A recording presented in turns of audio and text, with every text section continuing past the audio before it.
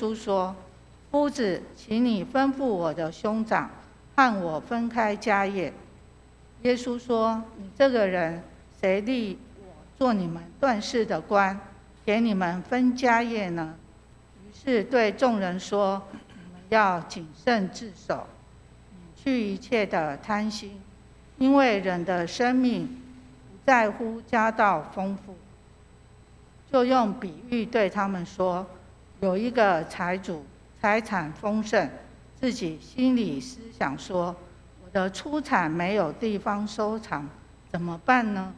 又说：我要这么办，要把我的仓房拆了，另盖更大的，在那里好收藏我一切的粮食和财物。然后要对我的灵魂说：灵魂啊，你有许多财物积存，可做多年的费用，只管安安逸逸的吃喝快乐吧。神却对他说：无知的人啊，今夜必要你的灵魂，你所预备的要归谁呢？凡为自己积财，在神面前却不富足的，也是这样。以上是今天的亲课。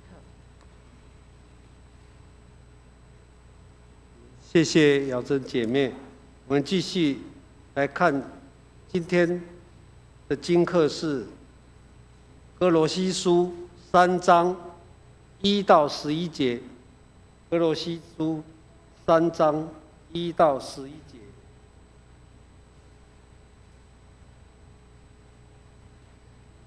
所以你们若真与基督一同复活，就当求在上面的事，那里有基督坐在上帝的右边。你们要思念上面的事，不要思念地上的事，因为你们已经死了，你们的生命与基督一同藏在上帝里面。基督是我们的生命，也显现的时候，他显现的时候，你们也要与他一同显现在荣耀里。所以要治死你们在地上的肢体，就如淫乱、污秽、邪情、恶欲和贪婪。因这些事，上帝的愤怒必临到那悖逆之子。当你们在这些事中活着的时候，也曾这样行过，但现在你们要弃绝这一切的事，以及恼恨、愤怒、恶毒、毁谤，并口中污秽的言语，不要彼此说谎，因你们已经脱去旧人和旧人的行为，穿上新人。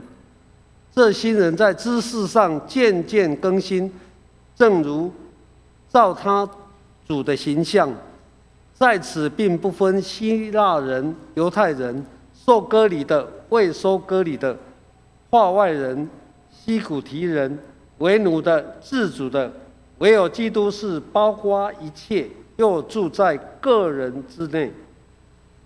我们今天请蔡牧师来证道，他证道的题目是用生命过新生活。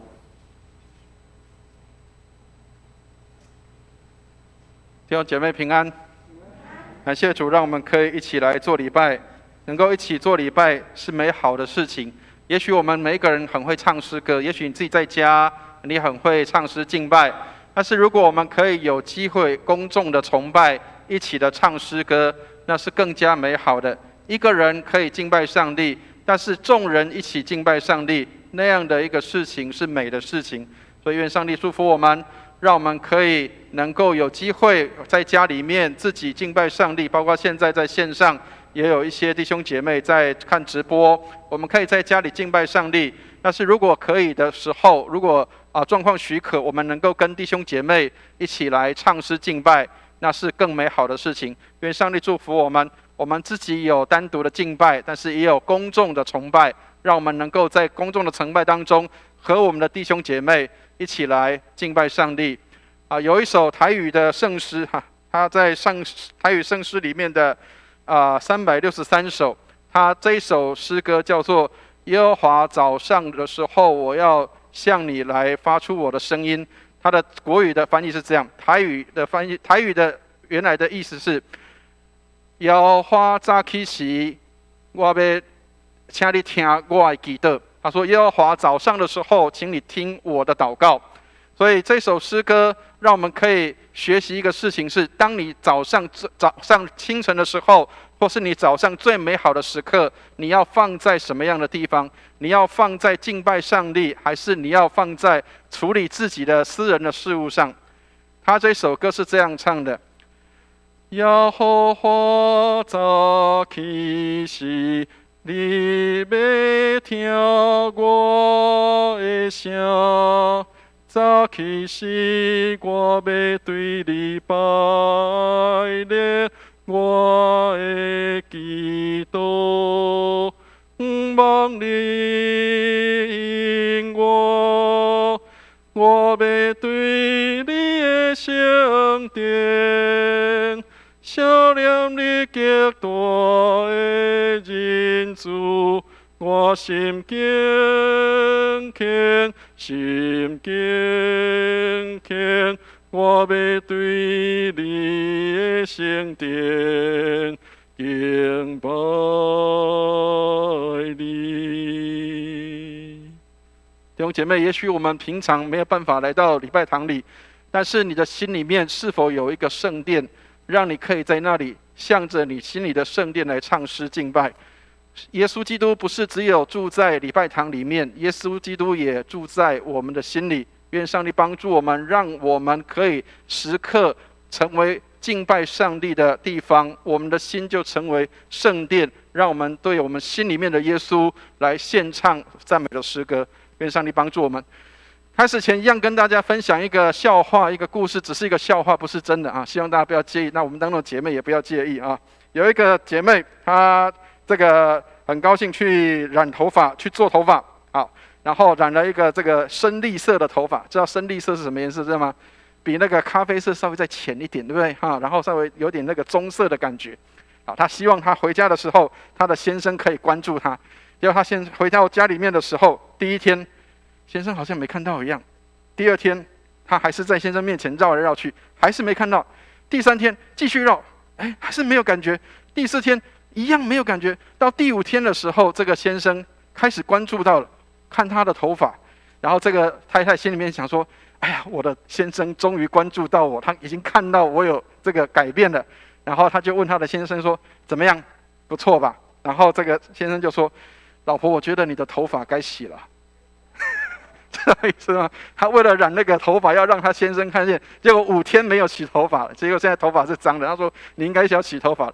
所以你知道，每一个人对一件事情的看法不一样。女生可能会觉得：我希望我的先生可以看到我有改变，但是男生可能会觉得比较务实，这个应该要整理一下了，已经很久了哈。所以上帝帮助我们，或许我们会在生活当中会发现，你跟你的配偶的观点想法不一样，但是那也是很美的。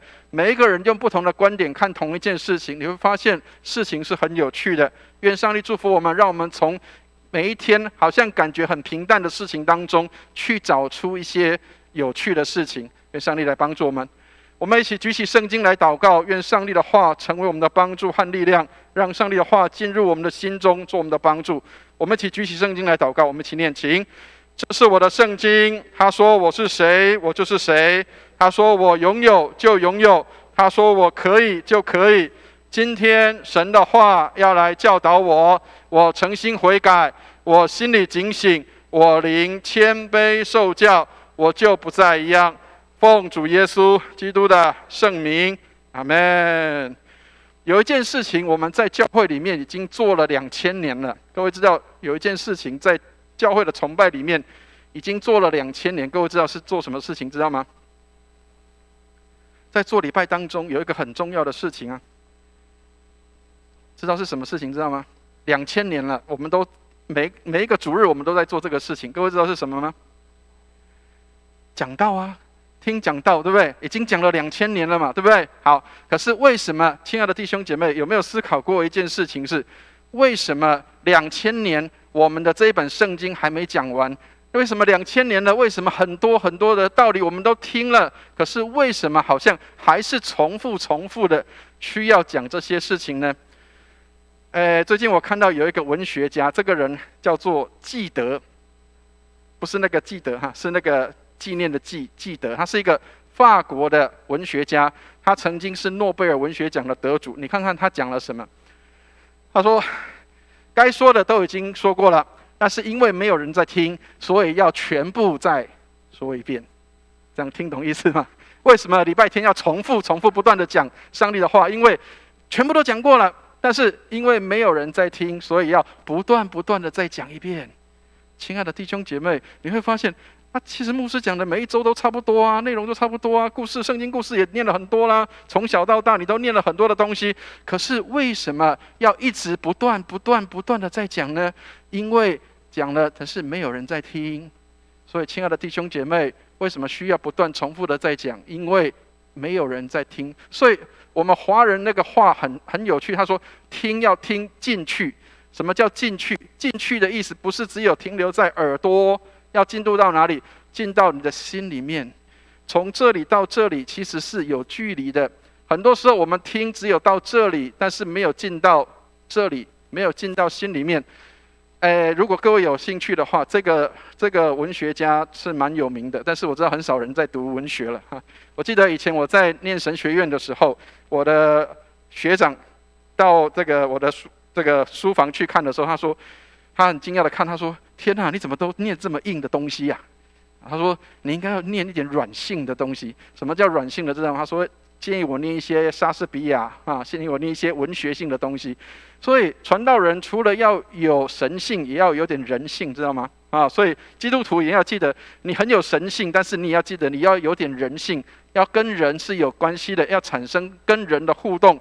我们活在这个地球上，活在这个世界上，我们也需要跟人有一些的联系跟连结。虽然我们是注意天上的事，但是今天的经文也告诉我们要注意天上的事但是我要先跟大家解释一下今天的经文的背景。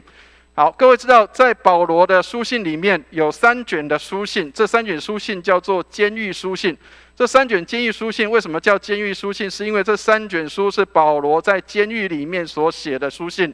这3卷书信为什么那么样的重要？各位知道，其实保罗被关的时间比他外面活动的时间还要多，知道吗？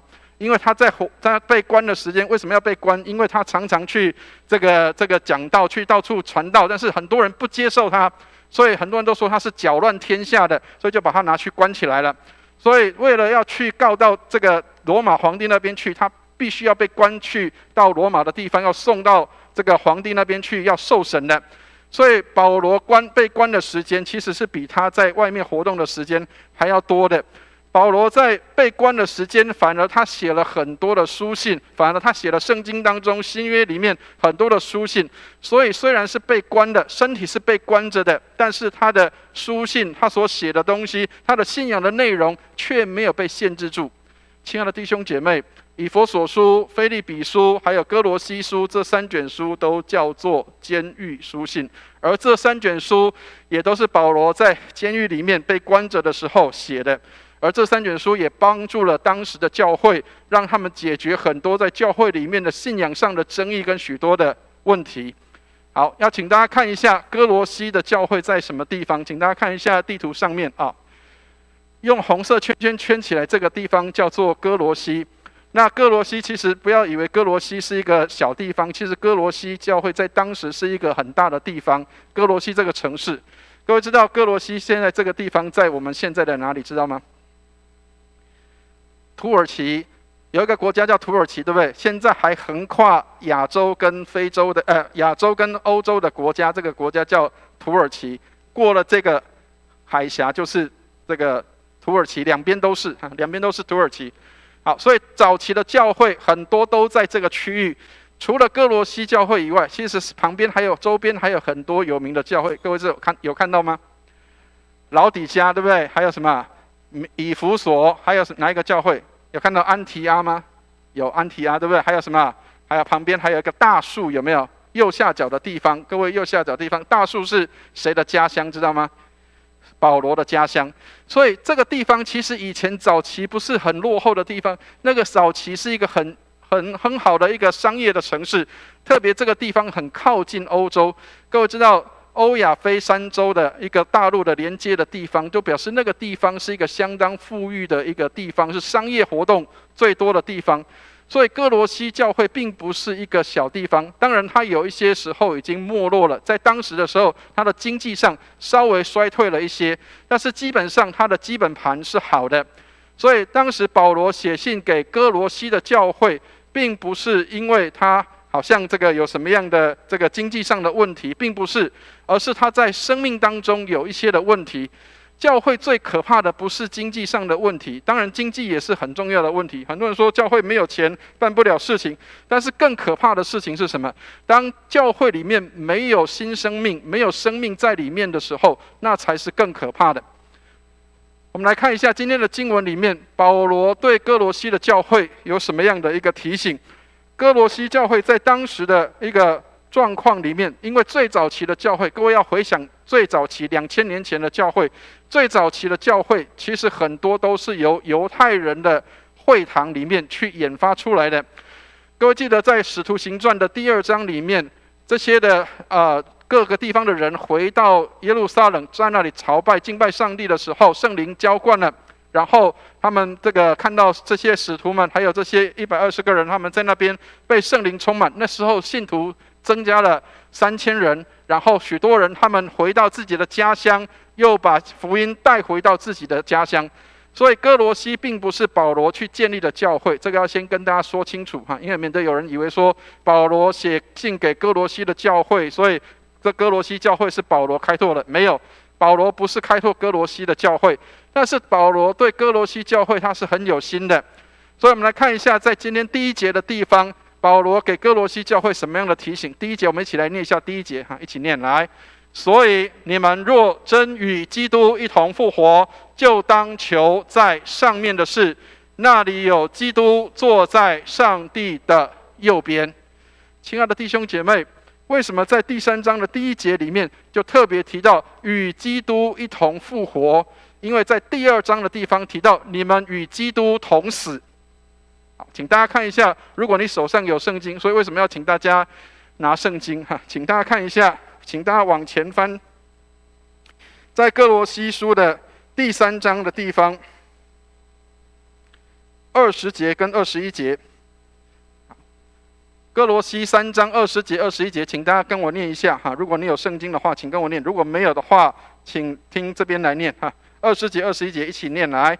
你们若是与基督同死，脱离了世上的小学，为什么仍然像在世俗一样活着顺从？好，这些就先不要。这里提到什么？他说：你们若与基督同死。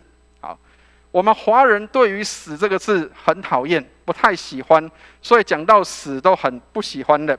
但是各位知道为什么在圣经里面，在基督教信仰里面常常跟我们讲死？那个死是什么？那个死是指你在罪上面要死掉。所以这里提到说与基督一同复活，就是我们在罪中已经与基督同定十字架，这个旧人已经死了。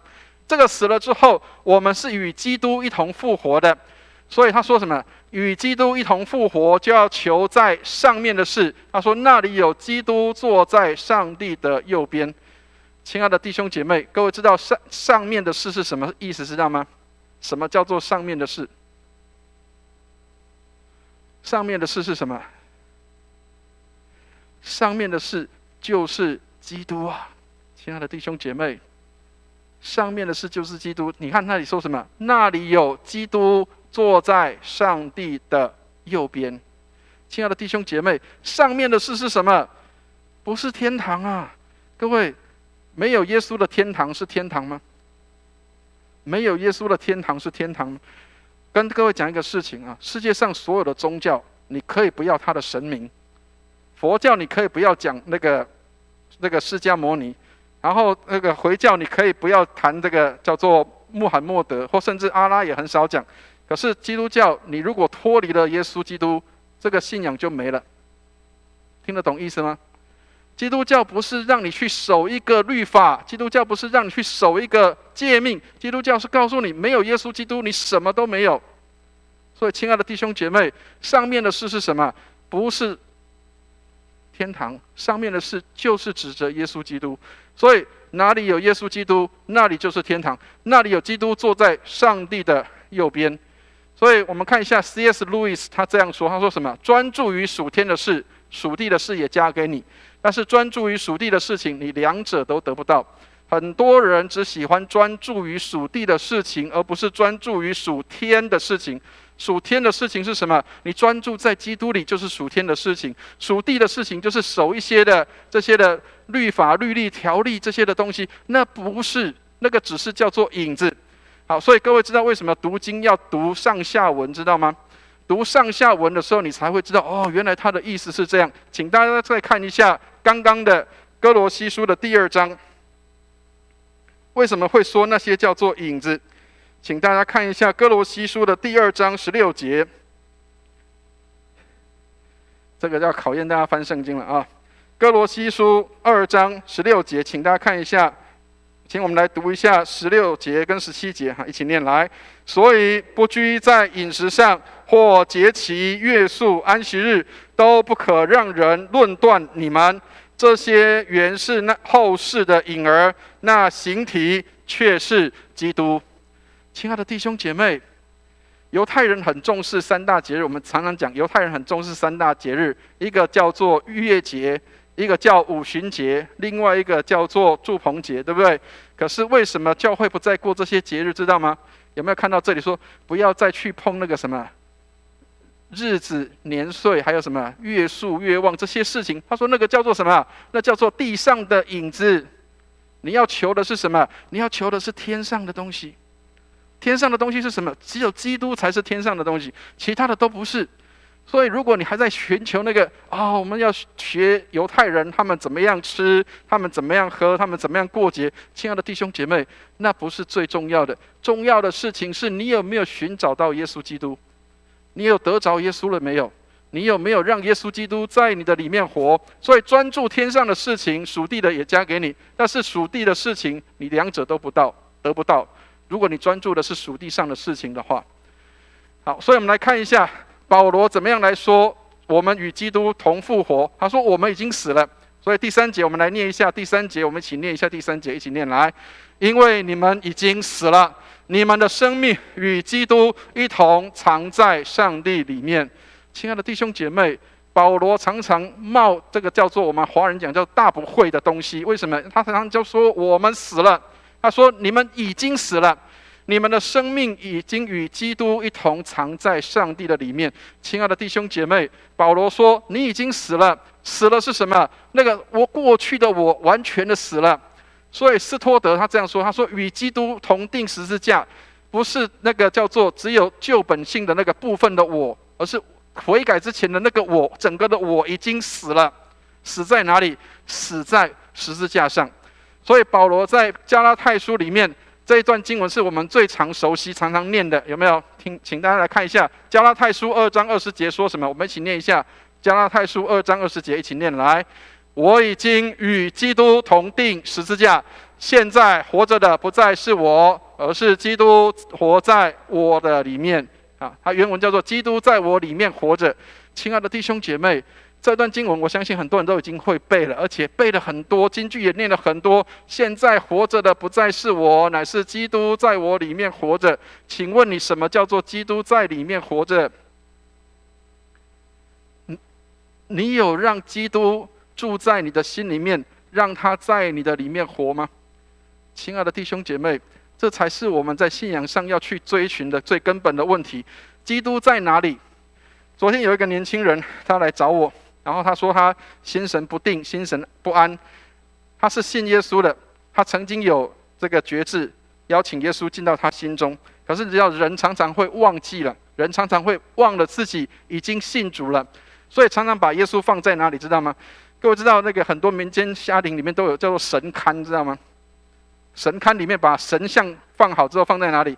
放在那个神龛上，它就不动了，对不对？好，我就问这个年轻人，我问年轻人说：“请问你信耶稣没有？”我信啊，他说我信啊，很好，对不对？那耶稣在哪里？耶稣有没有被你邀请到心里面来？他说耶稣好像在我的旁边。哦，那耶稣应该还没有被你邀请进到你心里面来，所以你要邀请耶稣进到你心里面来。他说有，我信了，耶稣已经进来了。好，那耶稣进来之后做什么呢？耶稣进来之后做什么？不动哎，我的耶稣是不动的。亲爱的弟兄姐妹，你的耶稣会不会不动啊？你信的耶稣是活着的还是死了的？死了是什么知道吗？死了就是不动的。你信的耶稣是动的还是不动的？你的耶稣是活着的还是死在那个地方？亲爱的弟兄姐妹，如果你很诚实的看的话，有时候我们的耶稣是已经死在那个地方，他是不动的，因为我们没有相信活的耶稣，我们只信他为我死，但是没有相信他是为我而活，而且现在我活着是在他的里面。好，所以第5节保罗，你看他说什么？他说怎么样死？那个死不是指我们这个肉体这个生命死，不是。我们来看一下，那个死是致死，要致死你们在地上的肢体，就如淫乱、污秽、邪情、恶欲和贪婪。他说贪婪就跟拜偶像一样。亲爱的弟兄姐妹，旧约圣经里面对于拜偶像是相当之厌恶的，因为拜偶像是一个对上帝大不敬的事情。事实上，这里提到一个东西叫做什么？贪婪跟拜偶像是一样的。亲爱的弟兄姐妹，千万不要觉得圣经好像常常在扎心。各位知道，在使徒行传里面，这些使徒们在讲道的时候，如果各位查考圣经的话，圣经里面使徒行传里面第2章里面，当这些使徒们在讲道的时候，圣经里面说，这些人觉得扎心。这些人听了之后觉得扎心，扎心之后，他们问彼得说：“弟兄们，我们应该怎么做？”亲爱的弟兄姐妹，当你觉得圣经的话扎到你的心的时候，你会怎么做？你是不是应该要问牧师说：“牧师，请问我应该怎么做？”你是不是应该问你的小组长说：“请问小组长，我应该怎么做？”你是不是应该要问你的主日学老师说：“请问老师，我应该怎么做？”你是不是应该要问你的执事说：“请问我应该怎么做？”你知道，很多时候我们听到扎心的话的时候，我们就不再愿意接受了，而且就怎么样，敢扎我的心，我就不来了，我下个礼拜不来了，我以后不来了，这里都会扎我的心。亲爱的弟兄姐妹，扎心了之后是让你改变，还是扎心之后让你我决定我不想来信耶稣了？亲爱的弟兄姐妹，牧师现在讲的东西都很真实。为什么？我必须要跟大家讲一个很实际的情形。最近有几个年轻人，他们问我这个问题。其实我觉得这些年轻人他们很可怜，他们也很可惜，因为他们没有好好的有人来教导他们。有一个年轻人，我相信很多人有看过这个讯息，就是有一个年轻人，他在讯息上面，他在 YouTube 上面写什么？他在 YouTube 上面写说，他曾经是信耶稣的，可是后来他不信了。为什么他不信了？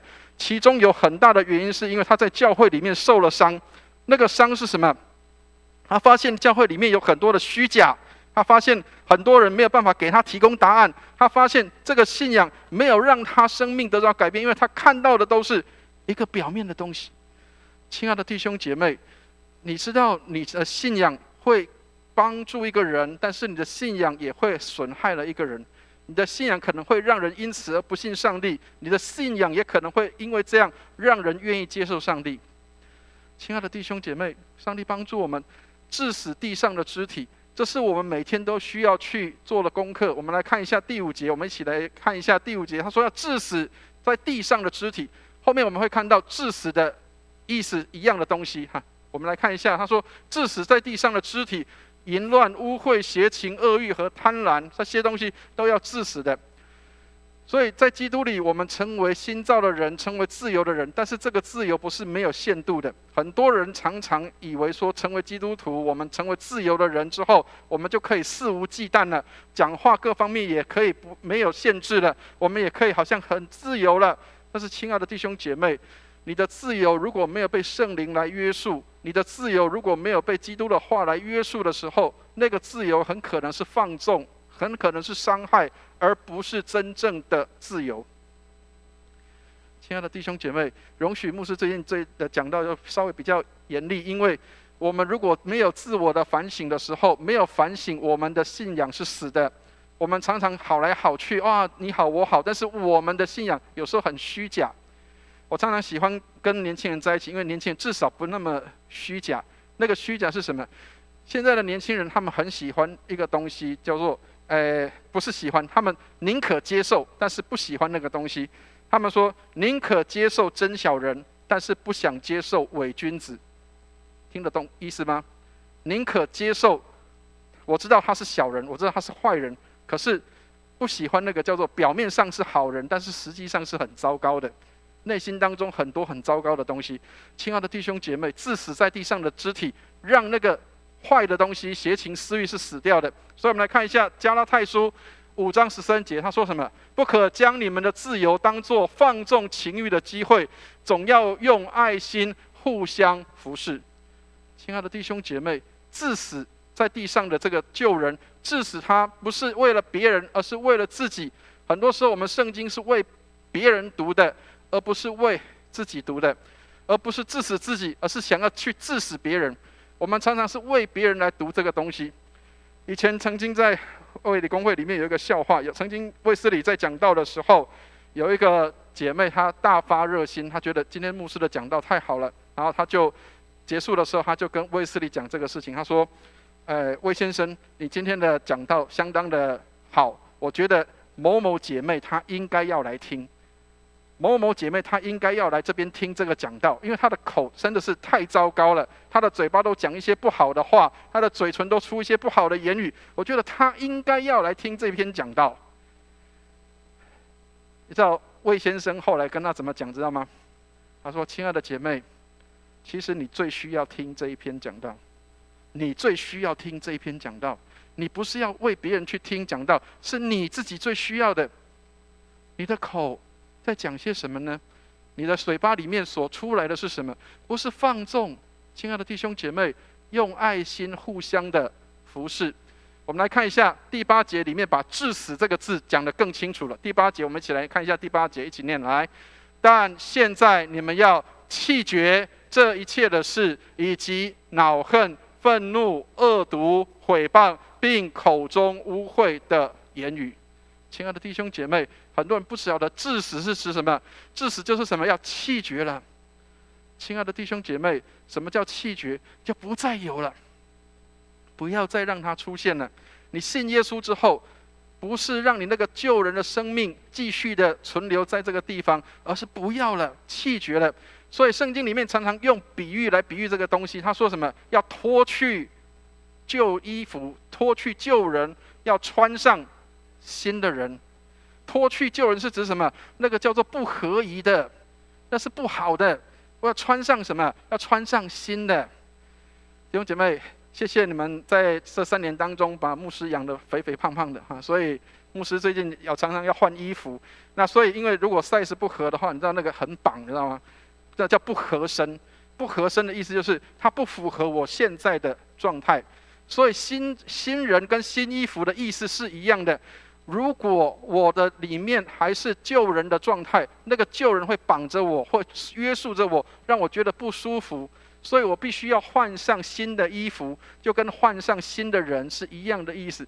合宜的衣服，合适的衣服，合适我的身材的那个才叫做新的衣服，就是新的人。亲爱的弟兄姐妹，所以脱去旧人，穿上新人，意思是什么？你要脱去那个不合你的身份跟身材的，或是你这个样式、你的生活状况的这个不合的，要脱去，要穿上什么？合乎你现在的生命状态的。亲爱的弟兄姐妹，那叫脱去跟穿上。而脱去穿上的意思，那是动词。衣服是我们可以体会的，新人跟旧人，新衣旧衣，这个可以体会。脱去跟穿上是什么？脱去跟穿上就是我要选择走这个路，而不是要再去走别的路。我要穿上了新人，而不是要再去把那个旧的衣服穿上，不是再把它选在这个身上做这个事情。所以亲爱的弟兄姐妹，罗马书12章2节说，不要效法这世界，要心意更新而变化。心意更新而变化，让我们的心意能够更新而变化。所以很多人用什么样的东西在做现在仍然在做的事情，用自己的想法来取代圣经的法则，取代圣经的原则。我们常常觉得成熟的基督徒我很成熟了，所以常常用自己的判断，而不是用圣经的原则，不是用圣经的法则来判断事情。所以爱德华兹说什么？他说，当人们常犯的错误是他们过于信任自己的聪明跟判断力，用自己的想法来取代圣经做准则。亲爱的弟兄姐妹，我们常常把圣经丢掉了，然后用自己的判断跟做准则。我们不是按照圣经上帝的话去做，我们是按照自己的判断去做的。亲爱的弟兄姐妹，不要再犯这样的错误，那叫救人的生命。你现在要有的是新的生命，有新造人的生命在你的里面。我们来看一下第9节，我们来念一下第9节，一起念来。不要彼此说谎，因你们已经脱去救人和救人的行为。好，所以亲爱的弟兄姐妹，什么样的样式让你可以发现你还在救人跟救人的行为里？这里有很清楚的说明，有没有？彼此说谎。亲爱的弟兄姐妹，容许牧师讲比较硬的话，彼此说谎。我们在教会里面，如果我们还是彼此说谎的话，那这个就还是在救人，还是在旧的行为的里面。如果我们不是在新的人的里面的话，我们仍然常常是说谎的。所以哥林多前书5章17节说，若有人在基督里，他就是新造的人，旧事已过，都变成新的。亲爱的弟兄姐妹，当你信耶稣之后，不应当还是继续在那个救人的状态里，不是在那个旧模式里面。你要成为新的人，旧事已过，都变成新的。这里他说什么？要脱去救人和救人的行为。什么样是新的人？我们来看一下这个提多书的3章2节，这里给我们看到什么样是新人的态度跟一个形态。我们来看一下提多书3章2节，一起念一下提多书3章2节，一起念来。不要毁谤，不要争竞，总要和平，向众人大显温柔。亲爱的弟兄姐妹，这个才是应该在教会里面的文化，而不是毁谤，不是争竞。他说总要和平，要向众人大显温柔。亲爱的弟兄姐妹，在教会里面不是谁大声就是赢的，在教会里面是温柔的人，温柔的人有福了，因为他们必承受地土。要和平，使人和睦的人有福了，因为他们必称为上帝的儿子。所以在教会里面不是毁谤，不是争竞，这些东西都不是在教会的文化。教会里面的文化是和平跟大显温柔的。我们来看一下第10节，他说要穿上什么？刚刚说脱去，就脱去那个不合适的，要穿上什么？第10节一起念一下，第10节一起念来。穿上了新人，这新人在知识上渐渐更新，正如照他主的形象。亲爱的弟兄姐妹，穿上那个新人，选择穿上那个新人之后，要像什么？渐渐的像照我们的主的形象一样。亲爱的弟兄姐妹，人从你的身上有没有看到耶稣的形象？人从你身上有没有看到耶稣基督的样式？人从你身上有没有看到原来耶稣就长得像这样？亲爱的弟兄姐妹，耶稣长得像什么样子，你其实就在显出耶稣的样子。今年年初的时候，我们有一对年轻的夫妇结婚，各位应该还记得，那个我们有一个年轻的弟兄叫做嘉恩，还有彩珍，他们在今年1月的时候，1月15号结婚的。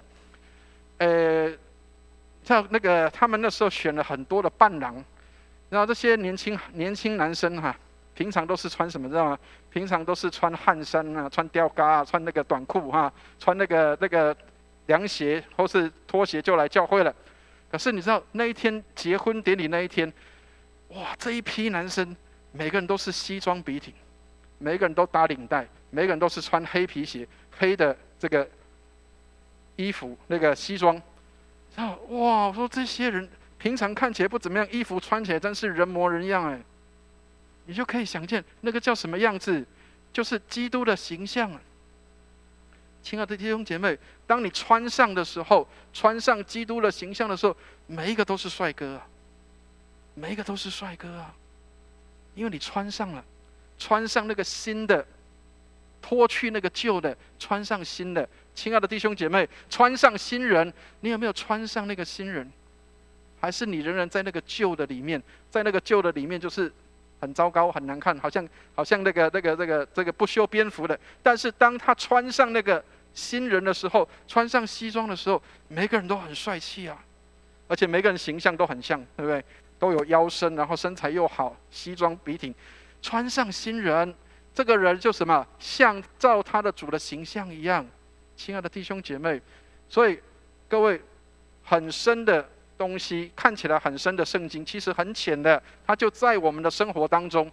所以学习更像基督是一生的功课，你一生都在学习成为像基督的样式。我们每一天都在学习像基督的样式。所以亲爱的弟兄姐妹，治死那个旧人，穿上新人，把那个旧的脱掉，不合适的会绑的脱掉，穿上合于你这个身材跟身形的基督的形象跟样式。所以11节我们来看一下，他说不分什么，我们来看一下11节，一起念来。在此不分希腊人、犹太人、受割礼的、未受割礼的、化外人、西古提人、为奴的、自主的，唯有基督是包括一切，又住在个人之内的。亲爱的弟兄姐妹，这里提到这一节里面说什么？他说不再分希腊人、犹太人、受割礼的、未受割礼的、化外人、西古提人、为奴的、自主的，这些你是什么样的身份都不重要了，重点是什么？你有基督了。当你穿上基督的时候，唯有基督是包括一切，而且又住在个人之内。以前的教会会区分你是犹太人，他是希腊人，他是这个西古提人，他是化外人，会区分的，会分族群的。但是在基督里面，我们成为新造人的时候，基督是包括一切，又住在个人之内的，我们就成为新造的人，旧事已过，都变成新的。所以约翰一书4章15节，他说：凡认耶稣为神儿子的，神就住在他里面，他也住在神的里面。在教会里，我们已经不再分你是哪一个族群的，在教会里面，我们看的就是只有耶稣的形象在我们的心里面。所以亲爱的弟兄姐妹，上帝帮助我们，唯有爱才是联系我们的弟兄姐妹当中唯一的那样的一条线，在我们的当中，信徒的心弦紧紧的连在一起。愿上帝帮助我们，让我们不是因为在教会里面刚刚提到的，不是因为讲话比别人大声，不是我的学历比别人好，能力比别人强，所以我在教会里面才是被人家尊敬的，并没有。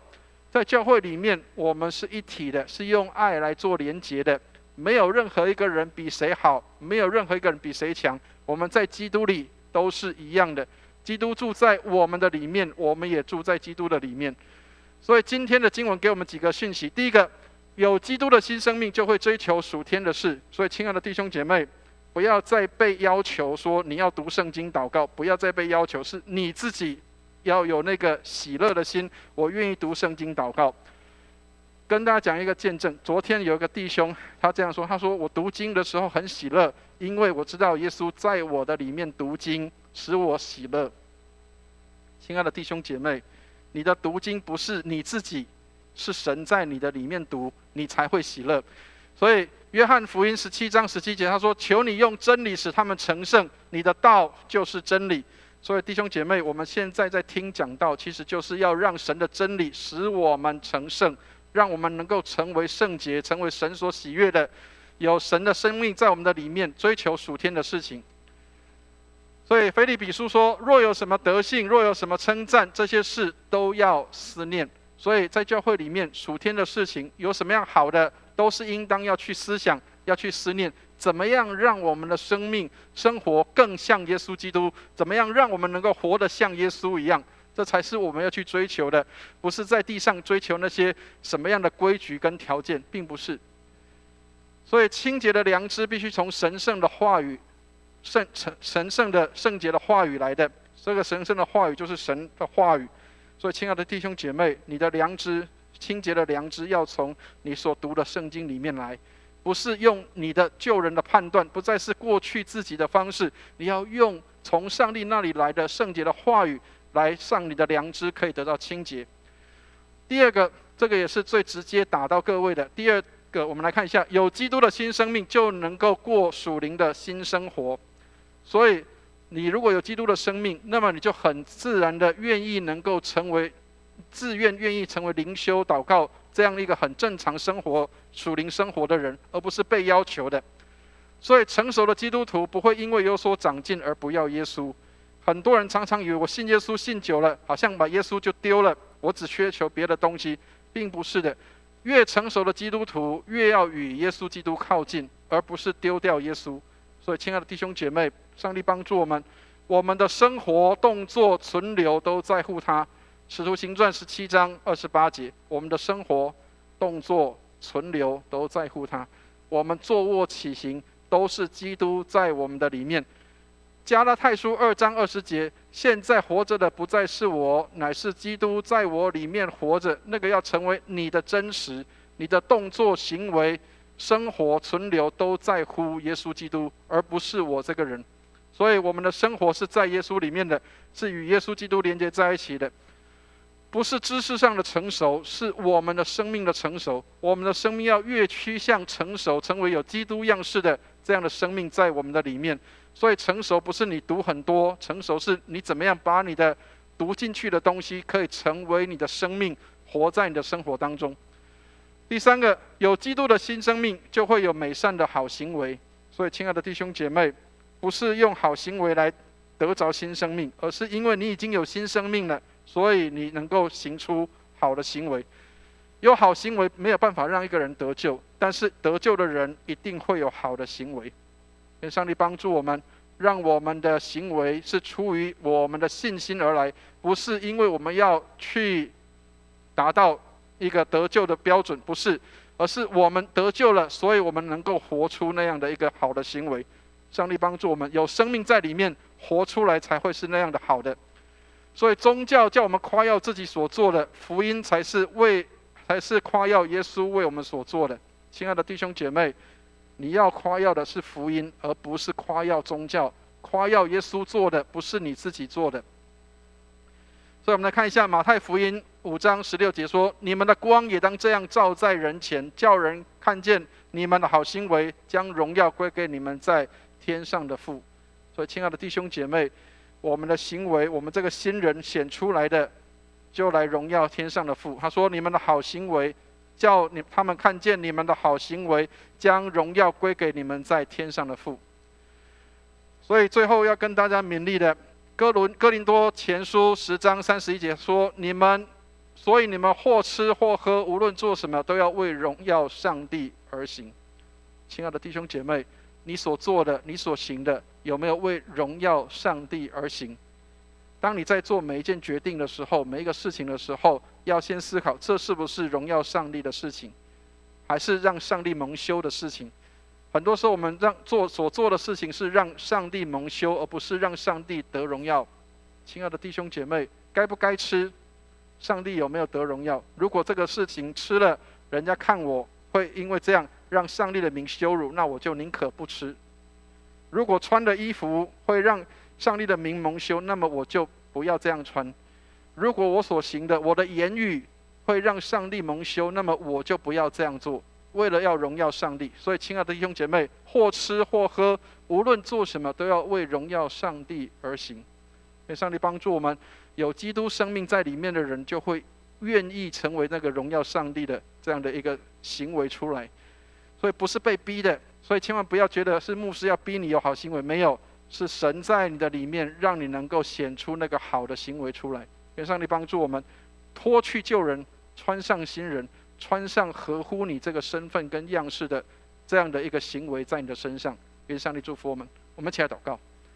慈悲怜悯的天父，感谢你，谢谢你，让我们能够脱去旧人，穿上新人，使我们里面有基督的新生命在我们的里面，以至于我们所行所事都成为新的。你说，若有人在基督里，他就是新造的人，旧事已过，都变成新的。让我们成为新造的人，旧事一切都过去，使我们与基督同死，也与基督同活。谢谢你垂听我们的祷告，带领我们在你里面蒙恩。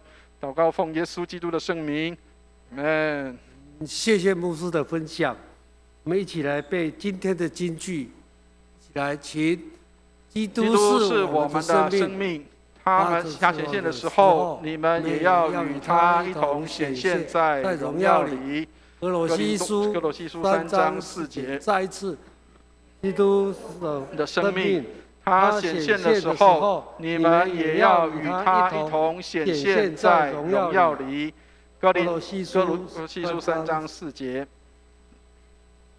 我们来唱回应诗歌《全胜的爱》，心灵两诗选540首。我们来唱全首。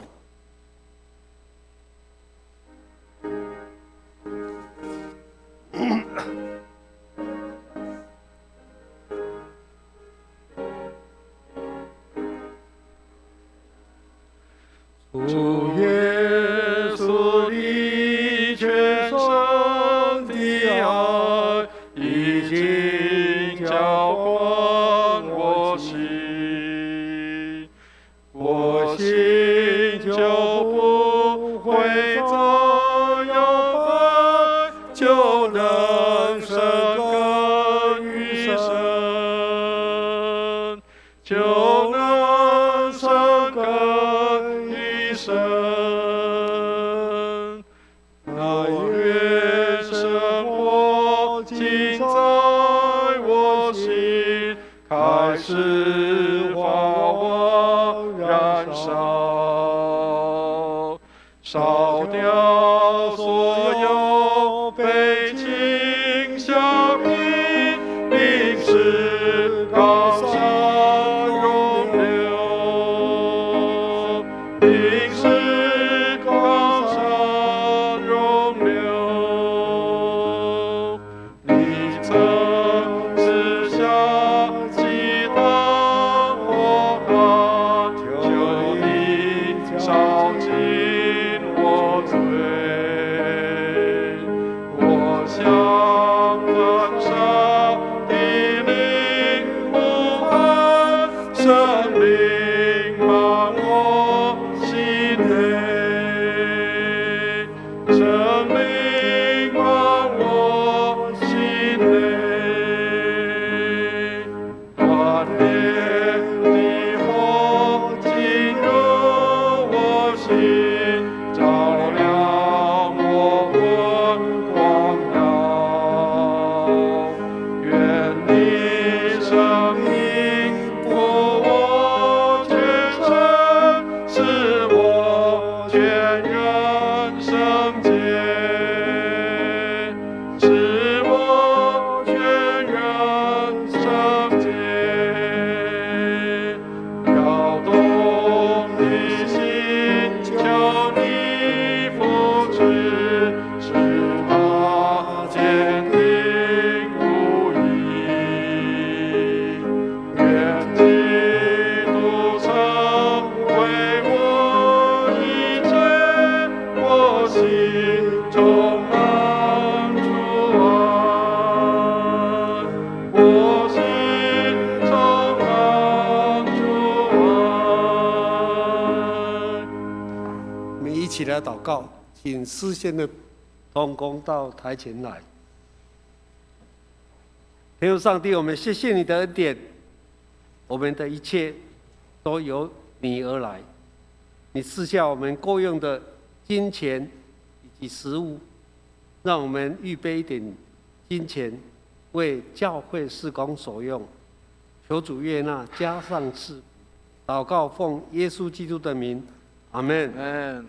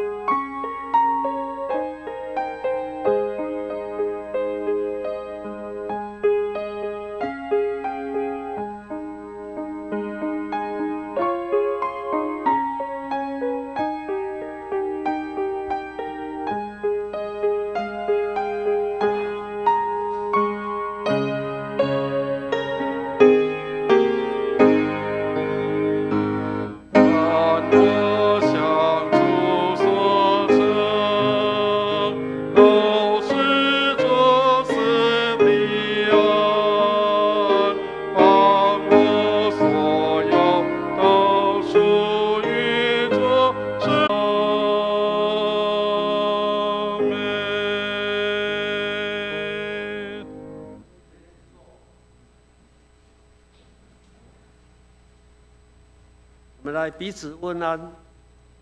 为了大家的健康，我们问安的时候拱手不握手。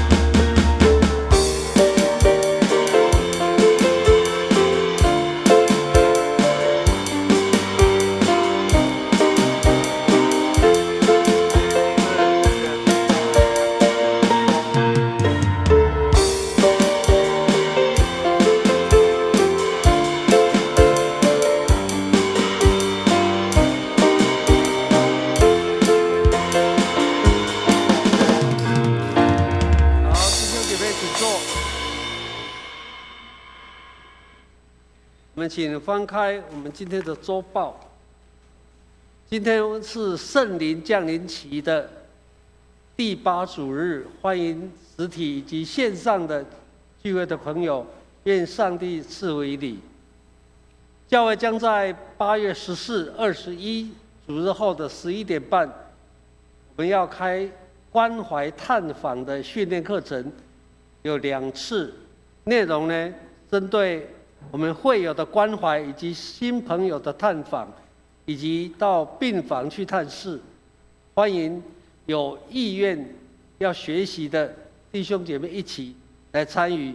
原则上，我们是在11点半开始，是在6楼。那希望能够参与的是教会的同工、执事以及小组长，或者想了解如何关心人的弟兄姐妹来参加。我们的师资呢有林志坚牧师、蔡伟文牧师，以及还有肖义华师母。第3，我们教会会有与布道的部门已经录制了小组聚会灵修的影片，将在近期呢能够上线，请弟兄姐妹们关心，以及为录播的过程来祷告。内容由萧天一执事呢，以及文藻大学的实习生洪彩妮以及倪前伟弟兄来一起来制作。那我们疫情也渐渐的缓解，让教会呢在礼拜4的晚上的祷告会已经开始有实体以及线上的这2个方式来进行。教会呢各小组或成人主日学的活动呢，由各小组来决定是否开放，或者是在线上维持实体的聚会，或线上呢由各小组来决定。崇拜后呢，台语堂以及国语堂呢，以实体及线上直播，用这种方式来崇拜。希望弟兄姐妹呢，如果你的身体状况不佳，尽量在线上来崇拜。那如果你希望能够跟大家一起来敬拜的话，我们的座位呢都用梅花座来隔开呢跟人的距离。那7月7号圣经大会考呢，这个项目呢，我们请红林姐妹呢来补充说明。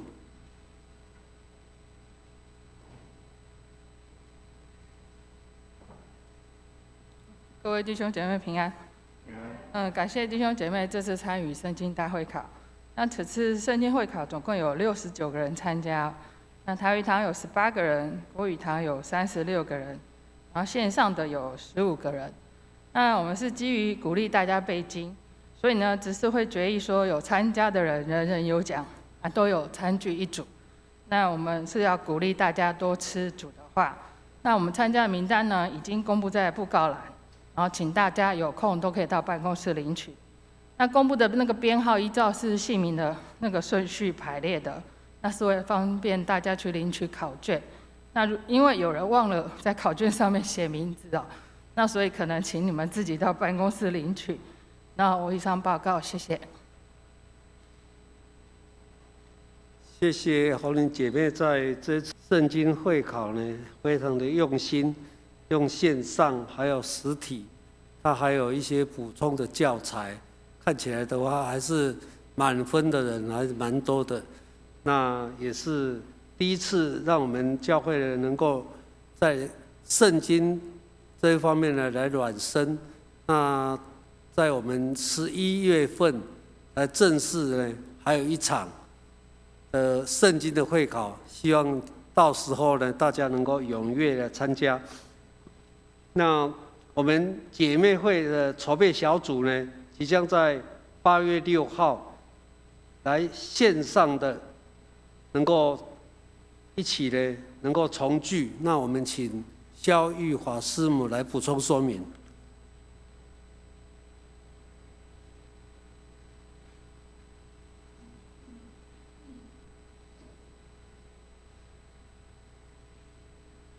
各位弟兄姐妹，大家平安。那我们姐妹会的筹备小组呢，定于8月6号星期六上午10点到11点。那我们在线上有姐妹会的活动，那这个目的是在促进全教会姐妹们的连结。那在上午10点之前呢，我就会把网址分享在各个群组。那姐妹们，你们看到这个网址，只要点进去按加入就可以参加了哦。那所以诚挚的邀请姐妹们一起来参加线上的聚会。以上是我的分享，谢谢。谢谢师母的补充。到时候这个礼拜6的时间一到呢，10点以前呢，那希望姐妹们呢能够把你的手机打开，那进入。如果有一些问题的话，你赶快打电话到教会。那请我们的淑清姐呢来协助，看你的手机到底有什么问题，或者是说这个礼拜你有空的话，你可以跟我们师母联络，看怎么来使用，或者是请教其他的弟兄其他的姐妹，或是你的家人。那8点呢，我们8月份呢，我们在第7点，我们蔡牧师的在8月10号的礼拜3的晚上呢，要开新旧约圣经的综览，那就是要预备我们红本门徒的训练课程的软身的一些事先的预备。那到时候呢，欢迎弟兄姐妹参加。目前报名的人数已经超过10个人哦。那要报名，希望尽早报名，剩下今天最后一天。那课本的费用是340元，那请干事他要去订书哦，那就我们希望呢尽早配合。那在8月份呢，我们有开办欢乐音乐营，那我们要收11个人，对象呢是国小3年级以上，欢迎有兴趣的孩子来向办公室报名。那请弟兄姐妹呢的家里的孩子也可以请邻居或者是同学一起报名来参加。我们自辅艺人学院呢，即将在下个礼拜呢，全部的课程将要结束。那继续呢，我们有秋季班111年的秋季班，那我们现在的 DM 呢，现在在印刷当中。那就是上个礼拜呢，已经有开始有人呢迫不及待的呢就报名了，那已经开始缴费。那也欢迎弟兄姐妹介绍我们的邻居或者是我们的朋友来上课。上一堂课只要花新台币100块而已，包括还要停车。那这是一个非常便宜、非常划算的。你去上课的话，停车的话就要将近100块。那我们这里还可以停车，还可以使用设备，还可以学习。那我有同事呢，他一退休那1个月马上来报名。他说呢，我退休呢，我不知道每天要去哪里，说不定呢时间看错了，要跑到公司去要上班。那他很愉快的就来这里上，从第1期上到现在，将近10个学期。他说谢谢教会，每天都有课程，他真的很喜欢，不知道白天要去哪里。那我们也要为读经计划继续，那依照教会的进度来读经。我们也关心大学以及高中以及要就业的考试，高普考的。那我们请关心我们的肢体，还有外出的，还有最近有弟兄姐妹确诊的，那我们也继续来关心，求主我们的神保守，让我们如果病毒随时都在我们旁边呢，我们也没有办法去追踪说你在哪里被感染，那我们还是要小心，因为有的确诊了以后真的非常的不舒服，而且还在家里要3+4，要特别的小心哦。如果有长者或者是小朋友的话，也要注意。我们不只是我们自己确诊，还会影响我们的家人。以上报告。牧师有补充。好，弟兄姐妹，牧师这边稍微补充哈。那一样就是请大家也是真的要好好的爱惜跟顾惜身体了哈。那我们确实没有办法确定说病毒会不会在身边，不知道。但是我们求主帮助，让我们也保护好自己。那该戴的口罩、该清洗的双手都要请大家来做一些的清洁。那就是我们的这个下一周主日礼拜的时候，我们是邀请这个世界展望会来做一些的机构的分享。那牧师希望我们教会不是只有在礼拜堂围墙里面，我们希望能够对在这个社会上还有一些社会服务的工作，我们能够有一些的接触跟了解。那也许我们不一定是做第一线的社会服务，但是我们也可以参与跟关心这些的社会工作，包括像上个礼拜我们来到我们当中的牧人之家，这些是做戒毒的工作。那像下个礼拜要来的这个机构，这个世界展望会是只有一些儿童或者是一些比较贫困的地方，那这些都是我们可以做的一些的关心跟关怀。那请弟兄姐妹也这个关心这样的一个事工。那下一周我们一样会进行圣餐礼拜。那但是也跟大家报告，因为我们上一次的圣餐礼拜是用神领，然后带回家请自行来使用。那下一周开始，我们就可以正式在这边能够来举行的我们的实体的圣餐。但是还是要请大家要保持安全的距离我们在安全的距离当中来进行圣餐礼拜。那请大家来关心，那也请为我们的办公室祷告，求上帝来带领。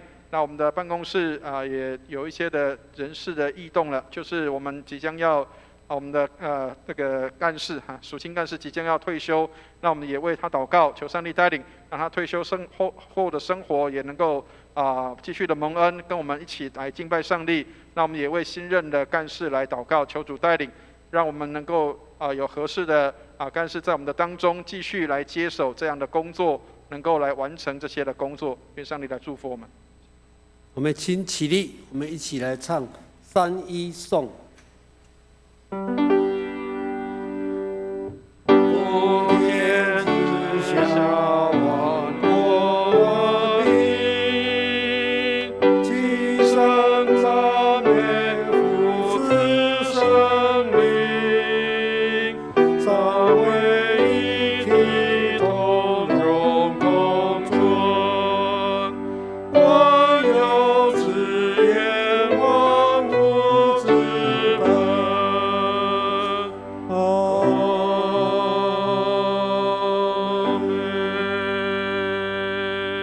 请牧师祝福。弟兄姐妹，我们一起来领受祝福。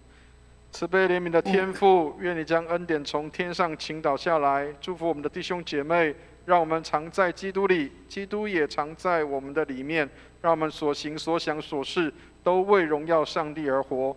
愿我主耶稣基督的恩惠、天父上帝的慈爱、圣灵的感动与交通在，从今时直到永永远远。阿门。阿门。颂。